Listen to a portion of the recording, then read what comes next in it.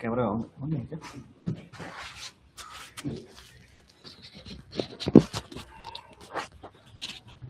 असं करत नव्हतं.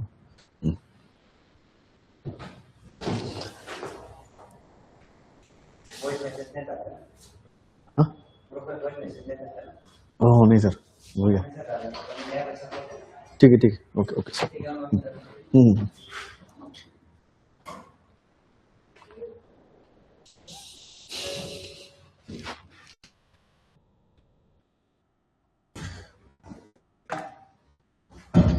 Okay, good evening everyone.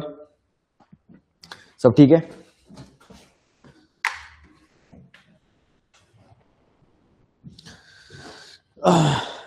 चलो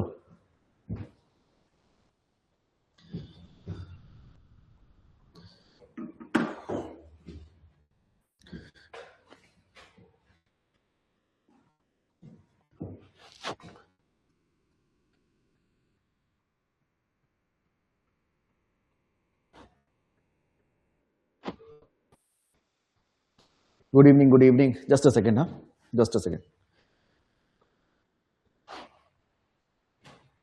सर ये पेन कहाँ पर रखा है? पेन सर, इसका पेन.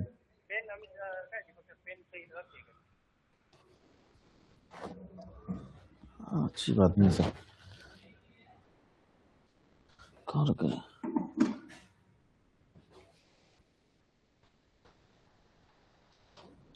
ओके, चलो क्लास स्टार्ट करते हैं. तो गुड इवनिंग एवरीवन. सब ठीक है? हाँ, थैंक यू. तो हाँ, गुड इवनिंग. ओके, हाँ चलो. तो क्लास स्टार्ट करने से पहले कल आपने आई होप वीडियो देखा होगा. अगर नहीं देखा है तो उसका लिंक आपको ग्रुप में तो मिल ही गया होगा. तो हमने कल CSL का क्वेश्चन आंसर्स करवाए थे सॉल्व, ठीक है, मैथ्स के और GS के. तो उसको जरा ध्यान से देखिएगा क्योंकि बहुत इंपॉर्टेंट हो जाता है आपका अभी के लिए. अगर आपको आगे बढ़ना है तो उसके लिए आपको क्या करना होगा कि जो प्रीवियस ईयर के क्वेश्चन है उनको सॉल्व करना होगा. ये हमने संडे को रखा है जिसमें सभी स्टूडेंट्स ज्वाइन कीजिए और उसको देखिए, ठीक है. और बाद में हम लोग इसको बढ़ा भी देंगे. वेडनेसडे को आई होप एक मैं क्लास एक्स्ट्रा करवाऊंगा जिसमें आपका PYQ सीरीज फिर से करवाएंगे, ठीक है. हाँ, पेन लेके बाद भूल जाते हैं ना, क्लास करवाते लेके चले गए थे. चलो तो क्लास करते हैं, आज का स्टार्ट करते हैं क्लास. और सबसे पहले इंपॉर्टेंट है, आपको याद रखना है, GK GS इंपॉर्टेंट है. इसको स्टूडेंट समझ रहे हैं, ये मुझे अच्छा लग रहा है, ठीक है. मैं लास्ट 2 ईयर से जब यहाँ पर था स्टूडेंट समझ नहीं रहे थे कि GK GS बहुत एक डिसाइडिंग फैक्टर हो रहा है. अभी आपको समझ में आ रहा है कि सब लोग मैक्सिमम इतना क्यों कह रहे हैं कि GK GS में प्रॉब्लम हो गया, GK GS में प्रॉब्लम हो गया. क्योंकि मैथ्स, रीजनिंग, इंग्लिश का एक क्या है आपका एक, मैं पहले ही बोल चुका हूं, इसका एक फॉर्मूला है ना. तो लेकिन GK GS का कोई फॉर्मूला नहीं है, वोकैब्स का कोई फॉर्मूला नहीं है. इसको बड़े ध्यान से पढ़िए. चलो क्लास स्टार्ट करते हैं. क्लास स्टार्ट करने से पहले कई स्टूडेंट्स नए आए हैं, उनको कुछ प्रॉब्लम्स हो रहा होगा. आई होप कुछ चीजें जो हैं आपको धीरे धीरे समझ में आ जाएगा. ऐप में प्रॉब्लम होगा कि कैसे करना है, तो आपको इतना टेंशन लेने की जरूरत नहीं है, हो जाएगा आराम से, ठीक है. और क्लासेस जो हैं वो आपके स्मूथली रन कर रहे हैं हम लोग. कुछ भी प्रॉब्लम होगा जरूर बताइए, हम लोग उसको सॉल्व कर देंगे, ठीक है. चलो क्लास स्टार्ट करते हैं. आज हम लोग मोशन स्टार्ट कर रहे हैं. एक चैप्टर हम लोग करवा देते हैं, laws of motion.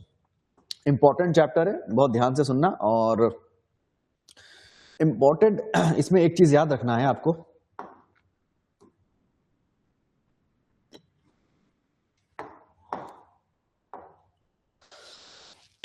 Excuse me. अच्छा, इसमें याद रखना है कि न्यूटन्स लॉ ऑफ मोशन, ठीक है, न्यूटन्स लॉ ऑफ मोशन. अभी देखिए आपको इसमें से क्या क्या क्वेश्चंस पूछे जाते हैं, इसको बड़े ध्यान से सुनना. इजी है. APSSB में क्या क्या क्वेश्चन पूछे गए हैं या फिर APPSC में कैसे क्वेश्चंस आए हैं, उनको बड़े ध्यान से देखिए. सबसे पहले आपका आ जाता है फर्स्ट लॉ. अभी आपको क्वेश्चन में डेफिनेशंस नहीं पूछते हैं ज्यादातर, ठीक है। क्या पूछा जाता है क्या पूछते हैं कि फर्स्ट लॉ से हमें क्या मिला। अब देखो फर्स्ट लॉ जो है ना, ये बेसिकली आपको इनर्शिया के बारे में बताता है। क्या बताता है? इनर्शिया के बारे में। मैं इसको इजी वे में सॉल्व करवाने की कोशिश करता हूं। ये क्या बताता है? इनर्शिया के बारे में, ठीक है। Inertia of rest and motion, आपको इसको याद रखना है। इसके पीडीएफ तो डेफिनेशंस तो मैं आपको भेज दूंगा इसके फर्स्ट लॉ के, ठीक है। लेकिन आपको क्या याद रखना है? Inertia of rest and motion. तो फर्स्ट लॉ से हमें क्या मिलता है? इनर्शिया ऑफ रेस्ट और मोशन। ये क्या होता है? देखो, जब भी आप मान के चलो कि कोई आपने ग्लास एक रखा, ठीक है, ग्लास रखा और ग्लास के ऊपर एक कार्डबोर्ड ऐसे लगा दिया। क्या लगा दिया? कार्डबोर्ड, है ना, एक कार्डबोर्ड लगा दिया ऐसे। एक कार्डबोर्ड आपने ऐसे लगा दिया, ठीक। उसके ऊपर आपने क्या किया? एक कॉइन ऐसे रख दिया, एक कॉइन ऐसे रख दिया। ओके, दिख रहा है? आपने ऐसे कॉइन रख दिया। अब आपको क्या करना है? ये जो कार्डबोर्ड है एक झटके में खींचना है, ठीक है। एक झटके में कार्डबोर्ड को खींचना है। तो क्या होगा? ये जो कॉइन है ये नीचे आके गिर जाएगा। ये जो कॉइन है ये नीचे आके गिर जाएगा। क्लियर? ये कॉइन होगा कहां होगा? यहां पर गिर जाएगा।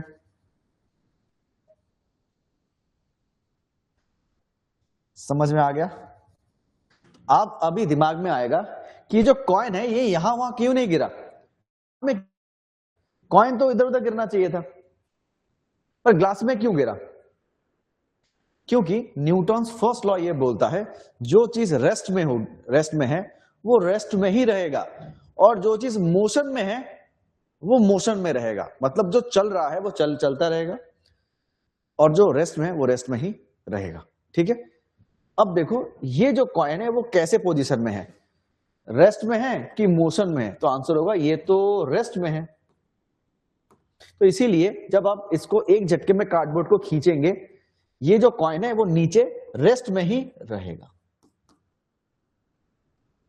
ठीक है। तो जो चीज जैसा है वैसा ही रहेगा, unless and until external force is applied on it, ठीक है।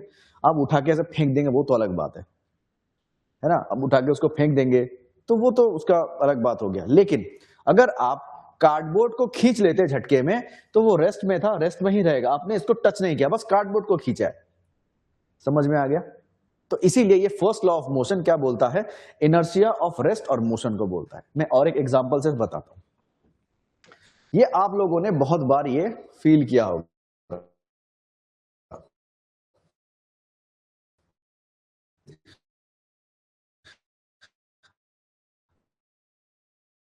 आप बाइक चला रहे, पीछे एक आदमी बैठा हुआ है, ठीक है। आप स्कूटी बाइक चला रहे, पीछे एक आदमी बैठा हुआ है, ठीक है। क्या हुआ अचानक से? मैं डायग्राम बनाता हूं, डायग्राम देख के मत हंसना, बस मैं डायग्राम बना रहा हूं, मत हंसना डायग्राम देखकर। मान के चलो एक आदमी है जो चला रहा है, ठीक है, और एक पीछे बैठा हुआ है। एक आदमी पीछे बैठा हुआ है, ठीक है। क्या हो जाएगा? वो पीछे बैठा हुआ है तो वो गाड़ी चला रहा है। जैसे आप पीछे बैठे हुए हैं, है ना, तो क्या हो जाता है? जैसे ब्रेक लगा तो आप सामने ही हो गए। पैर कुछ आगे पीछे गया क्या? पैर आगे पीछे गया? नहीं, पैर एज इट इज है। बस आपकी जो अपर पार्ट की बॉडी है वो सामने की तरफ झुक गई। ऐसा क्यों? देखो अभी क्या हो जाता है, हमारे बॉडी में जो अपर है, देखो मैं इसको इस आदमी को बता रहा हूं, ठीक है। ये आदमी सामने ऐसे बैठा हुआ है सीट पे, पैर इस तरफ है, ठीक है, ठीक है। ये बैठा हुआ है, पैर इस तरफ है। ये जो लोअर पार्ट जो है ना, लोअर पार्ट, ये बाइक के साथ अटैच्ड है, बाइक के साथ है। इसीलिए बाइक चल रहा है, ये लोअर पार्ट भी क्या है? बाइक के साथ है, मोशन में है, तो वो चल रहा है, ठीक है। लेकिन अपर पार्ट जो है ना वो क्या है? मोशन में नहीं है, रेस्ट में है, ठीक है। सॉरी गलत बोल दिया, जो लोअर पार्ट है वो रेस्ट में है तो वो एज इट इज रहेगा। अपर पार्ट जो चल रहा है तो क्या होगा? सामने की तरह हिल करेगा। समझ में आ गया? हम क्या करते हैं, पैर वो उसमें रखते हैं ना, जहां पर गाड़ी पे पैर रखते हैं उसी पे तो रखते हैं ना। तो क्या हुआ? गाड़ी चल रहा है ना, तो हमारा नीचे वाला जो पार्ट है वो क्या होता है? एक्टिव हो जाता है। हमारे जो लेग्स हैं वो एक्टिव रहते हैं, इसीलिए एज इट इज रहते हैं। ब्रेक अगर मारेगा तो भी कुछ नहीं होगा, लेकिन अपर पार्ट जो है वो क्या हो जाता है? मोशन में रहता है, इसीलिए वो सामने हील करता है। गाड़ी भी रुकी, वो भी सामने आ गया। समझ में आ गया? इसे कहते हैं inertia of rest, inertia of motion. ठीक, समझ में आया? अच्छा, एक और चीज मैं बताता हूं, अगर ये भी समझ नहीं आया एक और चीज बताता हूं। हम लोग क्या करते हैं, कंबल ब्लैंकेट को ऐसे सुखाते हैं, ठीक है, ऐसे सुखाने देते, धूप में सुखाते हैं, धूप में देते हैं ना, ऐसे रख देते हैं, क्योंकि इसमें बहुत सारे डस्ट होते हैं, तो बड़े से लकड़ी से इसको मारते हैं, पीटते हैं ऐसे करके, बहुत क्यों? क्योंकि धूल हो जाता है। तो इसमें क्या होता है, ऐसे डस्ट है, उसको पीटने से क्या होगा, वो डस्ट चले जाएगा। पर डस्ट क्या होता है, ऐसे उड़ के चले जाता है? नहीं, ये डस्ट कैसे है, ये डस्ट रेस्ट पोजीशन में है। तो जैसे आप मारते हैं ना, वो सब डस्ट नीचे आके गिरते हैं और नीचे गिर जाते हैं, मतलब वो रेस्ट में थे, बस उनकी पोजीशन चेंज हुई है और वो रेस्ट में ही आ जाते हैं। जैसे हमने ग्लास का बताया था, जैसे हमने ये ग्लास का बताया था, ठीक है, इसे कहते हैं इनर्शिया ऑफ रेस्ट। तो इसका मतलब सीधा सा बात है, जो चीज रेस्ट में है वो रेस्ट में रहेगा, जो चीज मोशन में है वो मोशन में रहेगा। ये फर्स्ट लॉ ऑफ मोशन कहता है। ठीक है, समझ में आ गया? नेक्स्ट आगे बढ़े, चलो आगे बढ़ते हैं। देखो सेकेंड लॉ क्या बोलता है, second law of motion, Newton का सेकेंड लॉ से हमें क्या मिलता है? ये थोड़ा इंटरेस्टिंग होगा, इसको ध्यान से सुनिएगा। सेकेंड लॉ से इसमें क्वेश्चन भी आए हैं, बोलता है फोर्स जो है ना, force is equal to mass into mass into acceleration. ठीक है, मास इनटू एक्सेलरेशन। वो कहता है force is equal to mass into acceleration. ये इसका रिलेशन हमको याद रखना है, दिमाग में रखना है, ये बहुत पूछा गया है। ठीक है, और एक और चीज याद रखना है, हमें यहां से मोमेंटम भी मिलता है। हमें क्या मिलता है, मास तो मिलता ही है, एक्सेलरेशन भी मिलता है और मोमेंटम भी मिलता है। मोमेंटम मैं एक एक करके समझाता हूं। देखो फोर्स क्या है आपको पता होगा, फोर्स तो सीधी सी बात है, ये तो पता है। लेकिन मास क्या होता है? मास मतलब वेट। हर एक चीज का एक वेट होता है, कुछ भी हो, हर एक चीज का एक वेट है। एक फेदर का भी एक वेट होता है, बहुत नेग्लिजिबल होता है लेकिन एक वेट होता है। सबसे स्मॉलेस्ट जो पार्टिकल है एटम, उसका भी एक वेट होता है। ठीक है, ये जो है क्या है, एक्सेलरेशन। एक्सेलरेशन मतलब क्या होता है अभी पता चलेगा आपको। देखो आपने बाइक चलाते हैं तो क्या करते हैं, एक्सेलरेट करते हैं ना, स्पीड अप करते हैं, उसे बोलते हैं एक्सेलरेशन। सिंपल सी भाषा में आप एक्सेलरेट कर रहे हैं, है ना, तो वो क्या करेगा, आगे भागेगा। अब और घुमाएंगे और भागेगा, गाड़ी और स्पीड में जाएगी, तो इसे कहते हैं एक्सेलरेशन। अब इसको हम फिजिक्स की भाषा में समझते हैं। देखो एक बॉलर ने बॉल किया, इन तीनों को समझेंगे। उसने तो फोर्स डाला है ना, बॉल किया। अब बैट्समैन ने क्या किया, मारा, तो बॉल जिस स्पीड में गई थी उससे डबल स्पीड में उसने मारा, तो क्या हुआ, उसका स्पीड एक्सेलरेट हुआ। क्या हुआ, बढ़ गया। ठीक है, अब उस जो बॉल में, अगर वो बॉल है, यहां पर क्रिकेट खेल रहा है कोई, मान के चलो, तो उसने मारा, तो बॉल जो है, ये जो बॉल है उसमें तो मास होगा ना, उसका तो वेट होगा ही, उसका तो वेट तो होगा ही, होगा कि नहीं होगा, उसका तो वेट होगा। अभी उसने जबरदस्त से मारा तो क्या हुआ, स्पीड बढ़ गया, मतलब एक्सेलरेट हुआ, एक्सेलरेशन हो गया यहां पर। ठीक है, समझ में आ गया? और यहां पर एक आदमी जो खड़ा हुआ है कैच करने के लिए।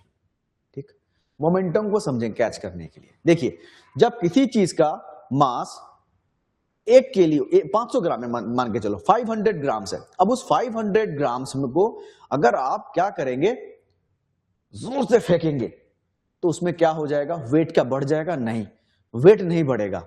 आपने जोर से उसको फेंका है तो क्या होगा, उसका मोमेंटम बन जाएगा। ठीक है, समझ में आ गया? आप धीरे से फेंकेंगे, धीरे से। अगर मैं मान के चलो आप सामने खड़े हुए हैं, मैंने बॉल लिया और आपको ऐसे फेंका, तो आपके लगा यहां पर, तो वो दर्द होगा नहीं, वो तो हल्का सा फेंका था ना। लेकिन मैं जोर से फेंकूंगा तो क्या होगा, लगेगा आपको। क्यों? क्योंकि मोमेंटम क्रिएट हो गया है। क्या हो गया है, मोमेंटम क्रिएट हो गया है। समझ में आ गया? अब इसको अच्छे समझते हैं। देखो उसने मारा बैट, तो क्या हुआ, एक्सेलरेट हुआ, बॉल का एक वेट है, बॉल गया।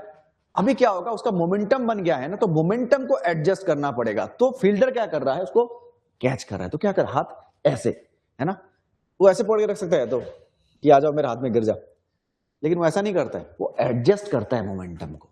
क्यों? क्योंकि उसने ऐसे रखा तो बॉल लगेगा, गिर जाएगा।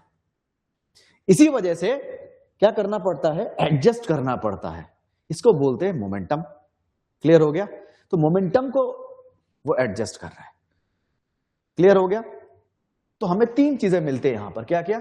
मास, एक्सेलरेशन, मोमेंटम। सेकेंड लॉ से इसको याद रखना। क्या मिलता है? मास, एक्सेलरेशन, मोमेंटम। क्लियर? अब आपको एक और अच्छे से बताता हूं, समझ में आ जाएगा। अगर आपको समझ में नहीं आया है फिर भी मैं समझाता हूं, ठीक है? देखो, ये हो गया एक गुड्स ट्रेन, मालगाड़ी से बोलते हैं ना। ये हो गया आपका, ये हो गया एक पैसेंजर ट्रेन। ये क्या हो गया? पैसेंजर। ठीक है, पैसेंजर ट्रेन। अब दोनों में कोलिशन हो गया, धक्का लग गया, दोनों में धक्का लग गया। नुकसान सबसे ज्यादा किसको होगा? इन दोनों में नुकसान सबसे ज्यादा किसको होगा, मुझे बताइए। अभी आप बोलेंगे सर फालतू का एक एग्जांपल, लेकिन क्या करें? एग्जांपल फालतू होगा लेकिन आपका दिमाग में घुस जाएगा एक बार में। इन दोनों का कोलिशन हुआ, एक्सीडेंट हुआ, लेकिन दोनों में सबसे ज्यादा खतरा किसको है, मतलब नुकसान किसको होगा? अब ध्यान से समझो। न्यूटन बोल रहा है कि वेट किसका ज्यादा है? तो गुड्स गार्ड का, मतलब मालगाड़ी का ज्यादा है, क्योंकि कोयला वोयला ये सब आता है ना। तो वेट जो है, मास जो है m1 और ये m2। Just a second. किसका ज्यादा है? तो हम बोलेंगे कि मास जो है इसका ज्यादा है। क्लियर हो गया? ध्यान से सुनना, बहुत इंटरेस्टिंग है। इसका ज्यादा है। अगर कोई पूछेगा वेलोसिटी, स्पीड किसका ज्यादा है, तो वेलोसिटी अगर बात करें तो वेलोसिटी इसका ज्यादा है। क्यों? ये धीरे चलता है, भारी गाड़ी है, कितना स्पीड में चलेगा? ठीक है। अब दोनों में जब धक्का होता है, इसको नुकसान ज्यादा होता है। इसके सामने के एक दो बोगी गिर जाएंगे, इसको भी नुकसान होगा लेकिन इसको ज्यादा होगा। क्यों? अब ये बोलेंगे सर वेट तो इसका ज्यादा है लेकिन स्पीड तो इसका ज्यादा है ना, स्पीड तो इसका कम है, तो नुकसान तो। अब अभी सोचिए, एक पतला सा आदमी बहुत पतला से दौड़ के जा रहा है, ठीक है, और उसके सामने से एक मोटा सा आदमी आ रहा है। कौन स्पीड में भागेगा? पतला दुबला पतला आदमी, वो स्पीड में भागेगा। मोटा आदमी भाग पाएगा? नहीं भाग पाएगा। लेकिन जब धक्का लगेगा, कौन उड़ के गिरेगा? तो सीधे पतला वाला आदमी। क्यों? क्योंकि मोटे वाले आदमी का स्पीड भले ही कम हो, वेट तो है ना, इसलिए मोमेंटम भी ज्यादा होगा। जब वो मारेगा धक्का, उड़ के गिरेगा। समझ में आ गया?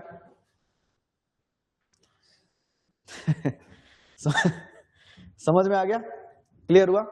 तो इसीलिए अभी आपको समझ में आ गया मास किसे कहते हैं। सेकेंड लॉ में मैंने क्या बोला था आपको? मास। मास किसे ज्यादा है? इसका ज्यादा है।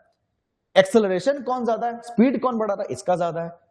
ये वी मैंने बोला वेलोसिटी। एक्सेलरेशन बर्थ, एक्सेलरेशन मतलब जब बढ़ता जाए। देखो स्पीड और वेलोसिटी में छोटा सा डिफरेंस है, इसको समझ लीजिए, कॉन्सेप्ट क्लियर कीजिए। याद करने वाला, रट्टा मारने वाला तो आप कर ही लेंगे। स्पीड क्या होता है? जब एक ही स्पीड में चल रहा हो, मतलब 5 kilometre per hour, 25 kilometre per hour. ठीक है, मैं समझा देता हूं, रुकिए, थोड़ा समझ लीजिए। मैं यहां से यहां तक गया, A to B गया और 25 किलोमीटर स्पीड पे गया, बस। ठीक है, इसी स्पीड पे मैंने चेंज नहीं किया। इसे क्या कहेंगे? इसे कहेंगे स्पीड। अभी वेलोसिटी क्या होती है? वेलोसिटी, आप यहां तक गए 25 किलोमीटर, फिर थोड़ा गए 30 किलोमीटर, फिर गए 35 किलोमीटर, फिर गए 40 किलोमीटर, तो मतलब आप स्पीड को बढ़ा रहे हैं, एक्सेलरेट कर रहे हैं। इसका मतलब इसे कहते हैं वेलोसिटी। जब एक्सेलरेशन हो, यूनिफॉर्म स्पीड, एक ही स्पीड नहीं है, चेंज हो रही है, बार बार चेंज हो रही है, उसे कहते हैं वेलोसिटी। ठीक है, तो ट्रेन भी तो एक ही स्पीड में थोड़ी जाता है, चेंज करता रहता है। बाइक एक ही स्पीड में थोड़ी जाता है, चेंज करता रहता है। तो इसीलिए पैसेंजर ट्रेन का वेलोसिटी ज्यादा है तो एक्सेलरेशन ज्यादा है, लेकिन मास किसका ज्यादा है? मोमेंटम किसका ज्यादा है? तो नुकसान ज्यादा किसको होगा? इसको। समझ में आ गया? क्लियर हुआ? चलो ठीक है, अगर फिर भी समझ में ना आए तो एक छोटा सा trick, force is equal to mass into acceleration. हमें इसमें से क्वेश्चन पूछा गया है कि एक्सेलरेशन हमें कौन से लॉ से मिला है, तो second law of Newton, second law. Mass किससे मिलता है? Momentum, second law. ठीक है, इसको याद रखिए, बस इसको याद रखिए, ठीक है। चलो, इजी है, ऐसे ही याद रखना है। अभी थर्ड लॉ में आते हैं। थर्ड लॉ वही आपको याद होगा, थर्ड लॉ का, ये तो सबको याद रहता है, एक्शन रिएक्शन, है ना। Every action has an opposite reaction, वही वाला है। अभी देखो इसमें से हमें क्या मिलता है, इसमें हमें एक ही चीज मिलता है, एक्शन एंड रिएक्शन, ठीक है, एक्शन एंड रिएक्शन, ये चीज मिलता है। मतलब अभी न्यूटन क्या कहता है, न्यूटन बोल रहा है कि आप किसी दीवार को, मान लीजिए दीवार है, अब धक्का मार रहे हैं, जितना धक्का मारेंगे तो दीवार को भी आपको धक्का मार रहा है, कैसे पता नहीं। हर एक चीज आप जो चीज करेंगे वैसे ही आपको क्या रिएक्शन मिलेगा। मतलब आप एक बंदूक चलाया, है ना, गन, रिकॉइल ऑफ गन हुआ, आपको क्या हुआ, रिकॉइल ऑफ गन। आपने बंदूक चलाया और खींचा, ठीक है, क्या किया, बंदूक ऐसे की, तो क्या हुआ, बंदूक, ये जो बैकफायर हुआ ना, बंदूक तो बैकफायर हुआ।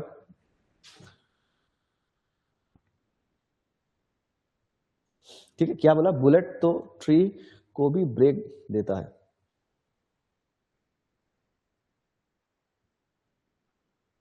मैं समझा नहीं ये वाला क्वेश्चन आपका, क्या मैं समझ नहीं पाया, बुलेट मतलब कौन सा बुलेट, ट्री को ब्रेक देता है मतलब समझा नहीं, एक बार उसको थोड़ा सा अच्छे से लिखिए। ओके, देखिए समझ में आ गया। तो आपने जब गोली मारी तो बंदूक ऐसे करके तो बैक फायर करता है ना, बैक फायर करता है, इसका मतलब क्या है, गोली गई तो पीछे से रिएक्शन बैक साइड में, ठीक है, तो इसको कहते हैं रिकॉइल ऑफ गन। तो ये एक्शन रिएक्शन हो गया थर्ड लॉ से। एक और चीज बताता हूं, मान के चलो एक नाव है, ठीक है, एक नाव है, यहां पर भी एक नाव, एक आदमी यहां खड़ा हुआ था, उसने जंप मार के दूसरे में चला गया, मतलब वो यहां से यहां जंप मार के गया, क्या क्या उसने जंप किया और यहां चला गया, और अचानक से देखा गया कि ये वाला जो नाव है ना, वो ऑटोमेटिकली बैक साइड में जा रहा है, वो ऑटोमेटिकली बैक साइड में जा रहा है, ये जो नाव है ये ऑटोमेटिकली बैक साइड में जा रहा है। क्यों? इसने तो कुछ भी नहीं किया, ये तो जंप करके यहां से वहां चला गया। तो ये जो नाव है ये इस तरफ बैक साइड में कैसे जा रहा है? तो सीधी सी बात है, उसने एक फोर्स अप्लाई करके वो कूदा है, उसने जंप किया तो एक फोर्स अप्लाई हो गया, हुआ होगा ना, ऐसे तो नहीं छलांग लगाया होगा। तो जब भी कुछ भी होता है तो उसका एक फोर्स यूज होता है, तो उसने जो फोर्स लगा के वो कूदा, उसी का ये एक्शन है, मतलब रिएक्शन है, उसने जो एक्शन किया यहां पर उसका ये रिएक्शन हुआ। ठीक है, समझ में आ गया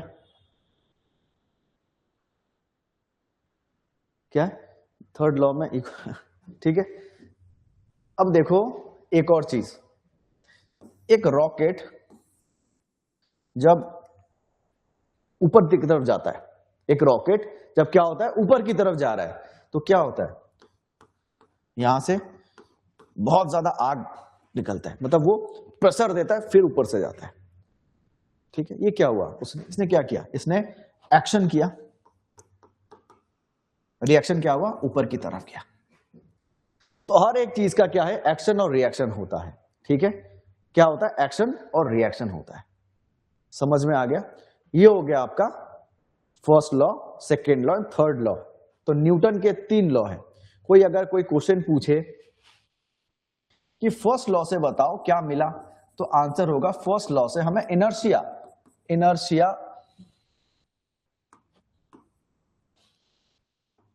ठीक है, हमें क्या मिला, inertia of rest and motion, ये हमें फर्स्ट लॉ से मिला। कोई पूछे कि आपको कि सेकेंड लॉ से क्या मिला हमको बताओ, तो सेकेंड लॉ से हमें क्या मिला, हमें मिला force is equal to mass into a for acceleration. ठीक है, और हमें क्या मिला, हमें मिला मोमेंटम। अगर कोई पूछे थर्ड लॉ से हमें क्या मिला, तो आंसर होगा थर्ड लॉ से हमें एक्शन रिएक्शन मिला, एक्शन एंड रिएक्शन। बस आपको इतना ही याद रखना है, ठीक है? समझ में आ गया? क्लियर हो गया? इतना आपको याद रखना है बस। चलो आगे बढ़े, आगे बढ़ते हैं। स्टार्ट कर रहे हैं क्या? Metal and non metal. क्या याद कर रहे हैं? Metal and non metal. Non metal, ठीक है? मेटल एंड नॉन मेटल, ठीक है? क्या कर रहे हैं? Metal and non metal. इसको बड़े ध्यान से सुनिए। मेटल और नॉन मेटल क्या होता है? अगर मैं इसका डिफरेंशिएट करूं तो इसका बहुत कॉमन से आपको पता ही होगा, आधे लोगों को पता है। मेटल क्या होता है और नॉन मेटल क्या होता है, देख लेते हैं, ठीक है? बेसिकली मेटल उसे कहते हैं जो कि क्या है? Good conductor of heat and electricity. Good conductor of heat and electricity.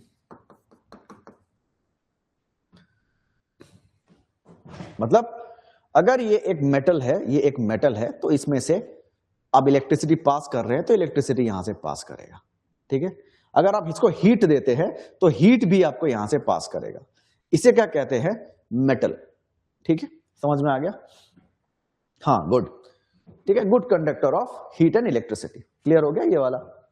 लेकिन अगर कोई बोले कि नॉन मेटल क्या है, तो आंसर होगा ये बैड कंडक्टर है, ये बैड कंडक्टर है of heat and electricity. Okay, समझ में आ गया? Bad conductor. चलो नेक्स्ट, अगर कोई आपसे पूछे कि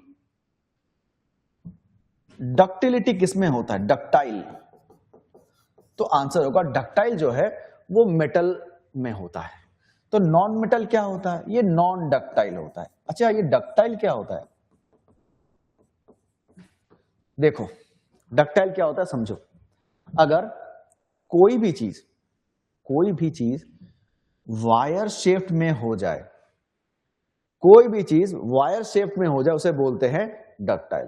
तो डक्टाइल मतलब वायर की तरह, तार जो होता है वायर शेप में आ जाए उसे कहते हैं डक्टिलिटी और डक्टाइल, ठीक है? समझ में आ गया? क्लियर हो गया? तो मेटल जो है वो डक्टाइल में हो जाता है, पतले तार में आ जाता है। जैसे एल्यूमिनियम वायर होते हैं ना, कॉपर वायर, एल्यूमिनियम वायर, ये क्या है? डक्टाइल है, ठीक है? हाँ, गुड, ब्रिटल।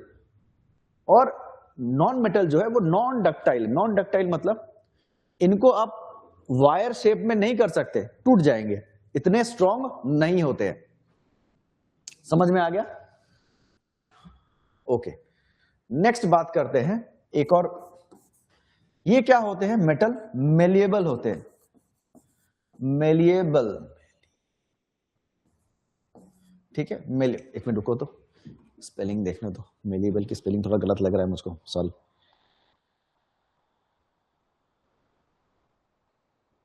एम ए, अच्छा एम ए होगा ना, मेलिएबल की स्पेलिंग MELLE। सॉरी, हाँ मत लिखना, अभी थोड़ा गलत लिख दिया।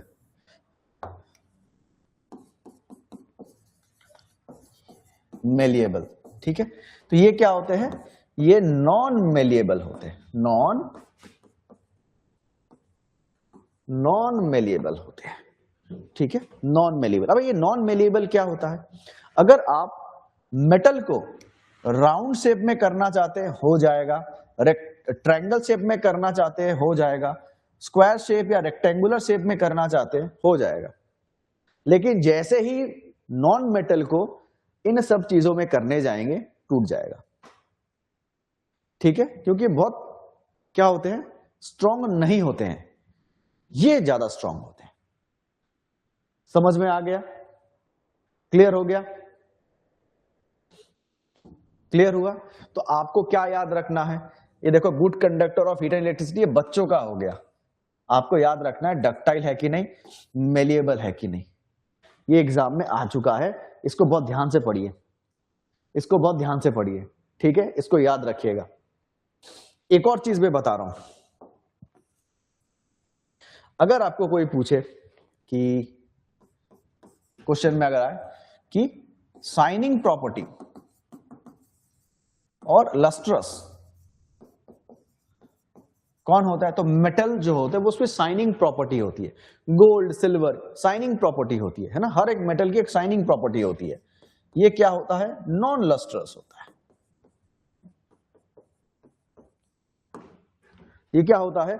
नॉन लस्ट्रस होता है। ठीक है, समझ में आ गया? ये 3 पॉइंट अच्छे से याद कर लीजिए।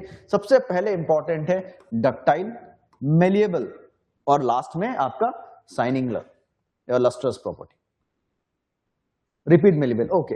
देखो मेलिएबल में क्या होता है, इसको बड़े ध्यान से सुनिए। अच्छा पहले आप देख लीजिए, बाकी लोगों को समझ में आ गया, फटाफट देख लीजिए जल्दी से, मुझे बताइए क्या प्रॉब्लम है, कर देता हूं रिपीट जल्दी से।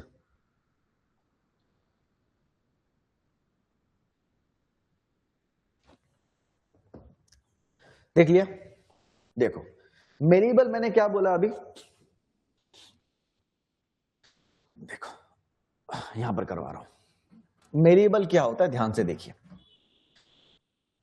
कोई भी चीज है उसको मैंने हैमर मार के से हथौड़ा मार के क्या किया, राउंड शेप में कर दिया, ठीक है, या शीट में ऐसे शीट्स में कर दिया ऐसे करके ना, जैसे हमारा टिन होता है ऊपर जो हम छत पे टिन लगाते हैं ना, शेड लगाते हैं, वैसे कर दिया।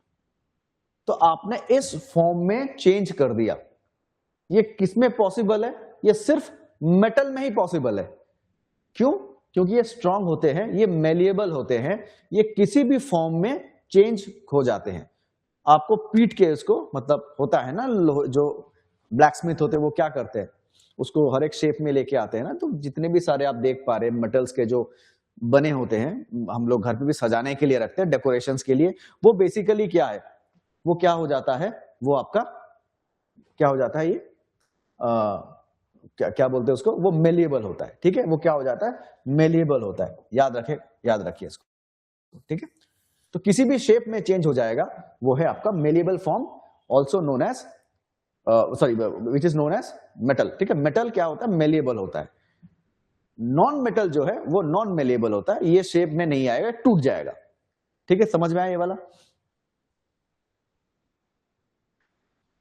डायमंड तो ब्रिटल है तो अच्छा, डायमंड क्या है बताओ तो मुझे, सबसे पहले ये बताओ कि डायमंड क्या। अच्छा ये आपको समझ में आया, मेलिएबल फॉर्म वाला समझ में आया? मुझको बताइए अभी डायमंड जो आपने बोला, ये डायमंड है क्या?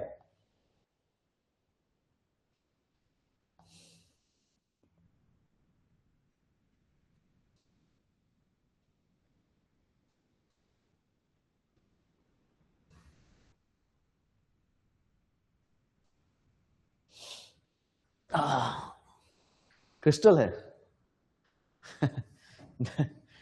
मेटल नॉन मेटल नहीं है?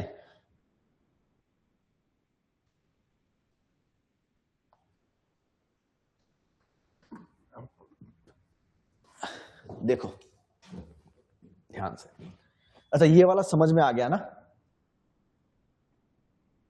ये वाला समझ में आ गया ना। चलो अभी देखो एक और चीज करवा रहा हूं, मेटल और नॉन मेटल का, ध्यान से सुनिए, फिर मैं आपको वो डायमंड वाला बता दूंगा। पहले इसको देखिए, नहीं तो मैं ये भूल जाऊंगा बताने के लिए। मेटल और नॉन मेटल में एक बेसिक, एक बड़ा सा डिफरेंस भी है। क्या डिफरेंस है?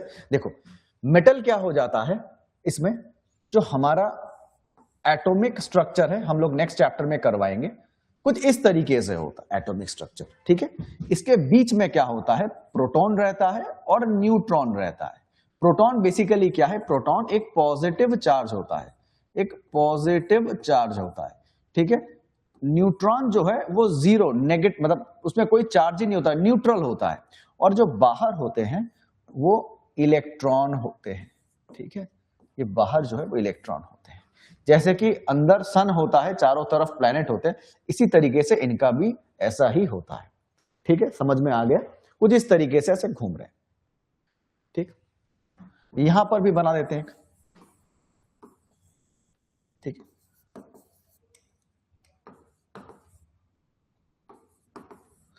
अब देखो क्या हो जाता है, कोई भी एटॉमिक स्ट्रक्चर अगर आपको स्टेबल चाहिए, स्टेबल मतलब ये ऐसे स्टेबल होने चाहिए, स्टेबल चाहिए, स्टेबिलिटी चाहिए, तो उसके लिए आउटर मोस्ट सेल, जो लास्ट वाला जो आउटर मोस्ट सेल है, उसमें 8 इलेक्ट्रॉन्स होने चाहिए। कितने होने चाहिए? 8 इलेक्ट्रॉन्स। 8 इलेक्ट्रॉन होने चाहिए, तब वो क्या बन जाएगा, स्टेबल बन जाएगा। लेकिन मान के चलो इसमें क्या हो जाते हैं, टोटल आउटर मोस्ट सेल में कितने हैं, 9 इलेक्ट्रॉन्स है। कितने हैं, 9 इलेक्ट्रॉन्स है। और इसमें टोटल 7 इलेक्ट्रॉन्स है इसके आउटर मोस्ट सेल में। तो ये दोनों क्या स्टेबल है, तो आंसर होगा नॉन स्टेबल है, ये स्टेबल अनस्टेबल है, अभी भी स्टेबल नहीं है। क्यों, क्योंकि इसके पास 8 होने चाहिए, इसके पास एक एक्स्ट्रा है और इसके पास एक कम है। तो ये क्या करेगा, देने की कोशिश करेगा, किसी को डोनेट कर देगा, एक इलेक्ट्रॉन किसी को डोनेट कर देगा। तो इसने क्या किया, एक इलेक्ट्रॉन इसको दे दिया, ठीक है। तो क्या हुआ, 7 + 1 हो गया, मतलब टोटल 8 हो गए, 8 इलेक्ट्रॉन हो गए, ये खुश हो गया, ये स्टेबल हो गया। और ये जो 9 इलेक्ट्रॉन इसके पास था, इसने क्या किया, एक इलेक्ट्रॉन इसको देने के वजह से इसका 9 से 8 हो गया, ठीक है। 9 इलेक्ट्रॉन थे, 8 हो गए, तो इसने ये भी स्टेबल हो गया, ठीक है। तो इसीलिए हमारे जो ब्रह्मांड में, पूरे यूनिवर्स में इलेक्ट्रॉन्स एक दूसरे को देखते रहते, मतलब एटॉमिक जो स्ट्रक्चर्स होते हैं ऐसे, वो एक दूसरे को देखते रहते हैं किसके पास एक्स्ट्रा है, ठीक है। एक डोनेट करता है और एक क्या करता है, एक्सेप्ट करता है। तो जो डोनेट करता है उसको हम कहते हैं मेटल। तो metal is a electron donor and non-metal is an electron acceptor।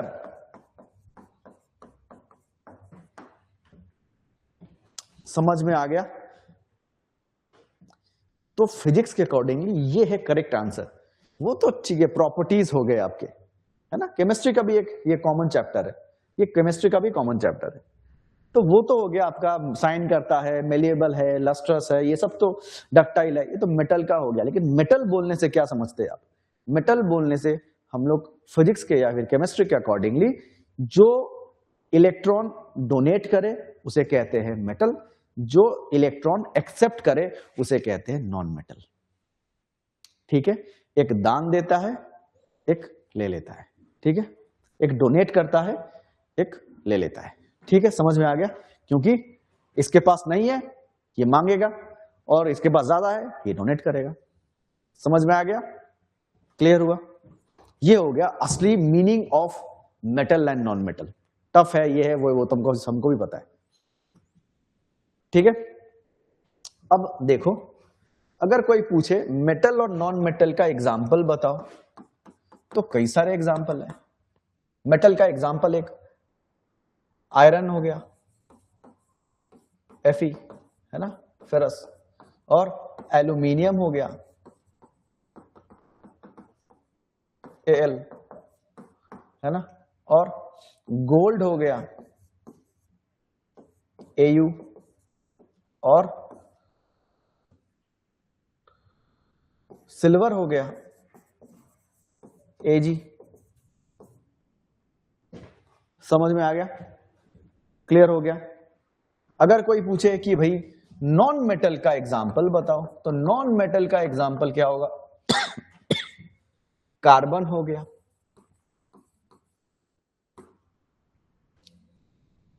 ठीक है। फिर जेनॉन हो गया, हीलियम हो गया, क्रिप्टन हो गया, एक्सेट्रा। ये सब क्या है आपके एक्सक्यूज मी, ये सब हो गए आपके एग्जाम्पल्स। हाँ, कॉपर वो भी है। जीएसटी वाला पीडीएफ, आपको जीएसटी का पीडीएफ, अच्छा ठीक है, मैं ग्रुप में सेंड कर दूंगा, नो प्रॉब्लम। आपको इसमें मिल जाएगा, ऐप में मिल जाएगा, ठीक है। जैसे ये वीडियो कंप्लीट, मतलब लाइव क्लासेस कंप्लीट हो जाते हैं, उसके आपके 2 घंटे में ही आपको मिल जाते हैं, ठीक है, विद इन 2 आवर्स। उसको थोड़ा टाइम लगता है। जैसे ही वो क्लास प्लस में जो हमारा ऐप है उसमें फिर वो डाउनलोड हो जाता है ऑटोमेटिकली, ठीक है। तो आपको एक ही दिन में, मतलब आज हुआ है तो आज ही आपको मिल जाएगा, विद इन 2 आवर्स आपको मिल जाएगा, 2 घंटे में मिल जाएगा, ठीक है। उसी में आपको मिल जाता है, रिकॉर्ड मिल जाता है, पीडीएफ सब उसमें मिल जाएगा ऐप में, ठीक है। और बाकी पीडीएफ मैं ग्रुप में भी दे दूंगा आपको, ठीक है, जो हमारा प्रीमियम ग्रुप है उसमें दे दूंगा मैं, ठीक है। ठीक है, चलो आगे बढ़े। तो समझ में आ गया क्वेश्चन, टफ नहीं है साइंस, आपको लग रहा है टफ है लेकिन टफ नहीं है। आप इसी क्वेश्चन को अच्छे से करके जाइए, अगर कॉमन नहीं आया तो मुझे बता देना कि सर आपने पढ़ाया था कुछ कॉमन नहीं आया इसमें। यही क्वेश्चंस घुमा फिरा के देता है, आपको बस इसको अच्छे से पढ़ना है और एमसीक्यू सॉल्व करने हैं, ठीक है। कुछ क्वेश्चंस छूट जाते हैं, उनको हम एमसीक्यू से करवा देंगे, ठीक है, जैसे हम सैटरडे को करवाते हैं ना। तो ये समझ में आया। चलो कुछ इंपॉर्टेंट क्वेश्चंस आप सॉल्व करवाते हैं, one liners, some important one liners. अगर कोई क्वेश्चन पूछे कि only metal in liquid form, एकमात्र मेटल है जो कि लिक्विड फॉर्म में है, क्या होगा?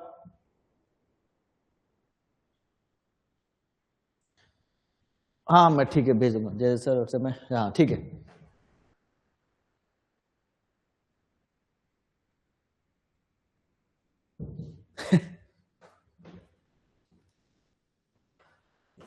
ठीक है, देखो वन लाइनर्स क्या हो गया, अभी थोड़ा सा तो सहन करो, मैंने भी 5 साल नहीं, हाँ 5 और यहां पर 2,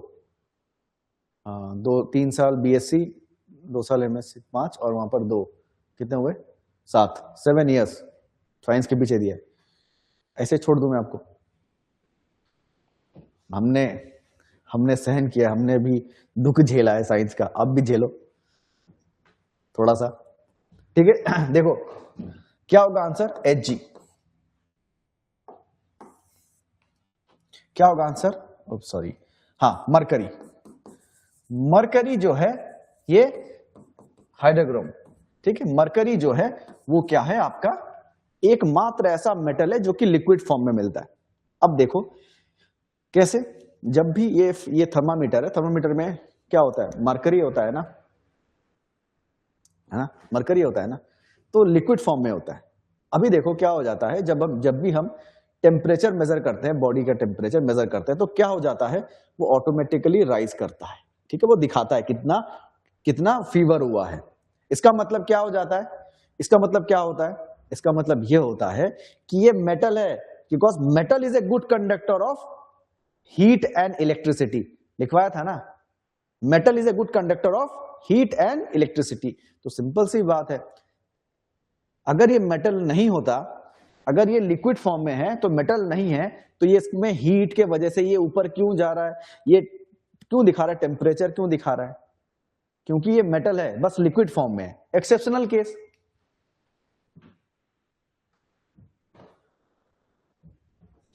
क्या सर ये, हाँ मिल जाएगा, रिकॉर्डेड फॉर्म में मिल जाएगा, ठीक है। चलो नंबर 2, ये तो हो गया only metal in a liquid form, ठीक है। चलो दूसरा क्वेश्चन आ जाते हैं, जल्दी से आ जाइए। देखो आपको एक क्वेश्चन पूछा गया था लेड के बारे में। लेड क्या होता है, पीबी, प्लम बम बोलते हैं, ठीक है। इसका और क्या है, और गैलेना। अब मैं आपको एक एक करके बताऊंगा, टेंशन मत कीजिए, और एक एक करके बताऊंगा। जब भी हम कोई भी चीज निकालते हैं मिट्टी के नीचे से, जब उस मिट्टी के नीचे से कुछ भी चीज निकालते हैं, कोई भी मेटल हम एक्सट्रैक्ट करते हैं, निकालते हैं, ठीक है, तो जो मेटल हम बाहर निकालते हैं वो सिर्फ ऐसा नहीं होता है कि पर्टिकुलरली वही मेटल मिलेगा, उसमें कई सारे इंप्योरिटीज होते हैं, धूल मिट्टी सब होते हैं, उनको साफ करके फिर उस मेटल को निकाला जाता है। तो प्रोसेसिंग में टाइम लगता है, उसको फिर धो के अच्छे से जो इंप्योरिटीज है उसको साफ करके फिर निकाला जाता है, ठीक है, उसे हम कहते हैं ओर, ठीक है। गैलेना से पीबी निकलता है, लेड निकलता है, कैसे, ध्यान से सुनिए। इसमें एक्चुअल में होता है पीबीएस। क्या होता है, पीबीएस मतलब लेड सल्फाइड, लेड सल्फाइड होता है। क्या होता है, लेड सल्फाइड होता है, ध्यान से सुनना है इसको। अभी देखो इसमें एक्स्ट्रा क्या है, सल्फर, एक्स्ट्रा सल्फर है, सल्फर को फिर इंप्योरिटी है, साफ करके फिर क्या बचता है, लेड बचता है। इसी वजह से पीबी कहां से निकलता है, गैलेना से निकलता है। Important question, repeated question of APSSB and others, other APPSC and other examinations. इतनी बार रिपीट हुआ है ये, घुमा फिरा के एक ही क्वेश्चन पूछता रहता है कि लेड किसका का और क्या है, गैलेना। गैलेना से क्या मिलता है हमको, लेड। यही चीज पूछता रहता है। समझ में आया? समझ में आया? इंपॉर्टेंट है, याद रखना। Next number 3, hardest object. ठीक है, ये थोड़ा सा इधर लिख दिया, हार्डेस्ट ऑब्जेक्ट। ठीक, क्या होगा हमारे पूरे वर्ल्ड में, यूनिवर्स में हार्डेस्ट क्या है, तो आंसर होगा डायमंड। डायमंड। अभी डायमंड क्या है, मेटल है कि नॉन मेटल है, कोई बता सकता है? जल्दी, टाइम नहीं है, जल्दी बताइए, मेटल है कि नॉन मेटल है? डायमंड मेटल है कि नॉन मेटल है? हाँ समझ में, ठीक है, आंसर डायमंड होगा। हार्डेस्ट है, सबसे सबसे टफ होता है ये। ठीक है, ये मेटल है कि नॉन मेटल है? डायमंड, जल्दी से। नॉन मेटल है, नॉन मेटल है, गुड। क्यों? क्योंकि ये भी ओर से निकलता है इसकी तरह से। और कौन सा? कोल माइन से निकलता है। कोयले की खदान होती है, माइंस होते हैं, वहां से निकलता है, वहां पर आपको मिलता है एक ऐसे। तो बेसिकली कोयला क्या है, कोल क्या है, किससे बनता है? कोल बनता है किससे? कार्बन से बनता है, कार्बन से बनता है। तो डायमंड भी तो कार्बन का ही पार्ट है। पूरा कोल माइन जो है कार्बन से बनता है। कोयले को जलाओ तो धुआं निकलता है, कार्बन डाइऑक्साइड, कार्बन से बनता है। हाँ, प्योरेस्ट फॉर्म ऑफ कार्बन, बिल्कुल सही। कोल जो है वो कार्बन से बनता है। तो डायमंड भी कैसे, उसकी प्रॉपर्टीज क्या है, कार्बन की ही होगी। तो बेसिकली डायमंड क्या है, एक नॉन मेटल है और सबसे हार्डेस्ट ऑब्जेक्ट है। ठीक है, ये टूटता नहीं है, इतना आसान नहीं है। Number 4,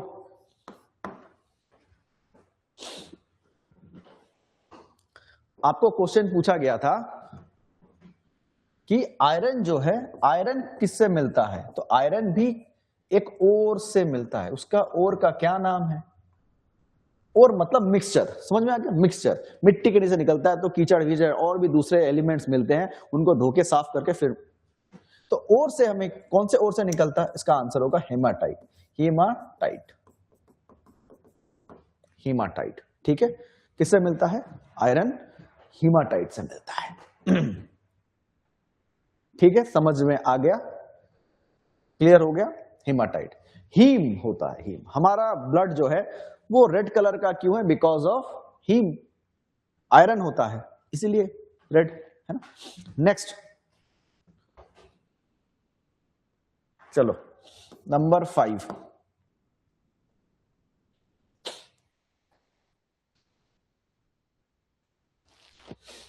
last. इसमें क्या बोला गया है? आपको पूछा गया था कि टिन का एक बार क्वेश्चन आया था कि टिन का ओर क्या है। तो टिन का अगर ओर पूछे तो क्या होगा? कैसेटराइट। एक बार ऐसे पूछा गया था, याद रखिए। ठीक है, टिन का जो है कैसेटराइट है।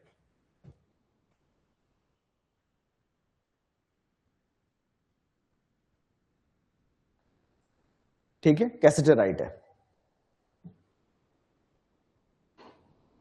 क्लियर है? टिन का ओर क्या है? और मतलब वही फिर से बोल रहा हूं, मिक्सचर ऑफ डिफरेंट कंपाउंड्स। ठीक है, डिफरेंट ऑब्जेक्ट्स, वो सब मिक्स होता है, उसे बोलते हैं कैसेटराइट। तो टिन कहां से निकलता है? कैसेटराइट से। समझ में आ गया? आर्ट स्टूडेंट भी लाइक अपना अरे कुछ नहीं होगा, थोड़ा इजी है। ठीक है, इजी है, इसको थोड़ा सा झेल लेंगे तो बाकी हो जाएगा। बाकी तो इजी है, आर्ट्स तो आपको आ जाएगा। क्वेश्चन आपको कहां से, इसीलिए तो मैं कह रहा हूं आपका अभी 192 कट ऑफ हो गया। सीएसएल वाले जो भी है, जो कांस्टेबल का एग्जाम दे रहे हैं, 192 कट ऑफ है। उसमें क्या सबसे डिसाइडिंग फैक्टर क्या हो जाता है? जीएस। जीएस में क्या आ जाएगा? उसमें हार्डली आपके 2 क्वेश्चन आएंगे, निकल करवाया था 2 ही क्वेश्चन थे, 1 या 2 क्वेश्चन मैंने पहले ही बता दिया था आपको, 1 या 2 क्वेश्चन साइंस से आएंगे, बायोलॉजी से आते हैं सबसे ज्यादा। ठीक है, कभी कभी फिजिक्स या केमिस्ट्री से भी दे देता है, तो पढ़ना सब कुछ है। अब ये 2 क्वेश्चन भी आपका डिसाइडिंग फैक्टर बन जाता है। मैं खुद 0 मैं बता चुका ना, 0.25 से निकला हूं। सोचो कंपटीशन कितना टफ होता है। अभी तो आपका बहुत खतरनाक कंपटीशन हो रहा है। तो इसीलिए एक क्वेश्चन भी आपके लिए इंपॉर्टेंट है। ठीक है, समझ में आ गया? इसको याद रखिए ध्यान से, अभी कुछ नहीं कर सकते, करना पड़ेगा। ठीक है, तो ये था आपका metal and non metal. I hope आपको समझ में आ गया होगा। एक बार उसको देख लीजिएगा, इस तरीके से ही पढ़ना है। नए स्टूडेंट्स भी ज्वाइन किए हैं तो थोड़ा सा मुझे समझ में आ रहा है कि थोड़ा कंफ्यूजन लग रहा है, दिमाग घूम रहा है साइंस करके, लेकिन क्या कर सकते हैं, ये बेसिक सा क्वेश्चन है, आपको एकदम इसी को पढ़ के जाना है। वीडियो को फिर से देखिए, समझ में नहीं आया नेक्स्ट फिर पूछिए, मैसेज कीजिए सर समझ में नहीं आया था, एक बार रिपीट कर दीजिए, मैं फिर रिपीट करवा दूंगा। ठीक है, कोई भी चीज समझ में नहीं आता है आप मुझसे पूछिए। ठीक है, तो ये है आपका चैप्टर। इसके बाद जो है इसको हम कल नेक्स्ट चैप्टर में जाएंगे और इसको फिर अच्छे से करवाएंगे। ठीक है, पढ़ते रहिए, रेस्ट लीजिए, लेकिन पढ़ना मत भूलिए। जो भी आज हो गया है दिमाग में घुसा कि नहीं घुसा, उससे पहले एक बार रिवीजन जरूर कर लीजिएगा। ठीक है,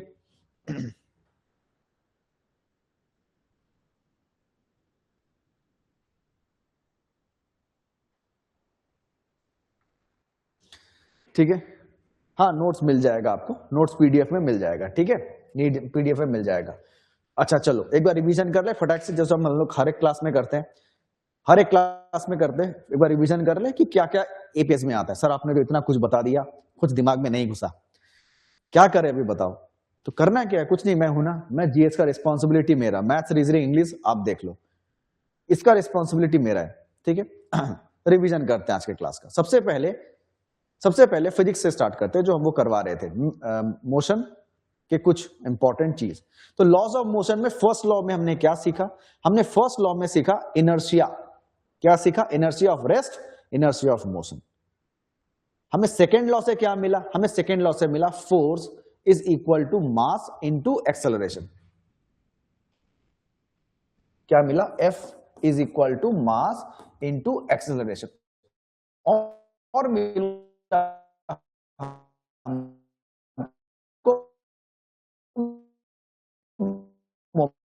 मोमेंटम, ऑपोजिट रिएक्शन भी होगा। अब आते हैं हमारे मेटल और नॉन मेटल में। ये फिजिक्स और केमिस्ट्री का एक कॉमन चैप्टर है। मेटल नॉन मेटल में हमने क्या देखा कि मेटल बेसिकली क्या है, टफ होते हैं। नॉन मेटल बहुत क्या हो जाते हैं, बहुत देखने में तो टफ होते हैं लेकिन थोड़े हिले हुए होते हैं, गिर जाने पर या फिर थोड़ा सा टच कर टूट जाते हैं, इतने टफ नहीं, इतने स्ट्रांग नहीं होते हैं। ये तो बेसिक सा हो गया। अभी मेटल नॉन मेटल का एक और डिफरेंस क्या होता है? मेटल बेसिकली क्या है? मेटल एक good conductor of heat and electricity होता है। ठीक है, good conductor of heat and electricity होता है। नॉन मेटल क्या होते हैं? Bad conductor of heat and electricity. मतलब एक मेटल में इजीली इलेक्ट्रिसिटी पास करेगा। अगर आप कोई भी लोहे को करंट के साथ लगेंगे तो आपको भी शॉक लगेगा। क्यों? क्योंकि इलेक्ट्रिसिटी पास कर रहा है उसमें। लेकिन अगर आप एक लकड़ी को लेकर, एक वुड लकड़ी को लेकर ऐसे रख देंगे तो कुछ नहीं होगा आपको। क्यों? क्योंकि उसमें इलेक्ट्रिसिटी पास ही नहीं कर पाएगा, क्योंकि वो एक नॉन मेटल है। ठीक है, तो जो भी चीज में इलेक्ट्रिसिटी या फिर हीट पास होता है उसको हम मेटल कहते हैं, जिसमें नहीं होता है उसे नॉन मेटल कहते हैं। लेकिन इंपॉर्टेंट चीज क्या है?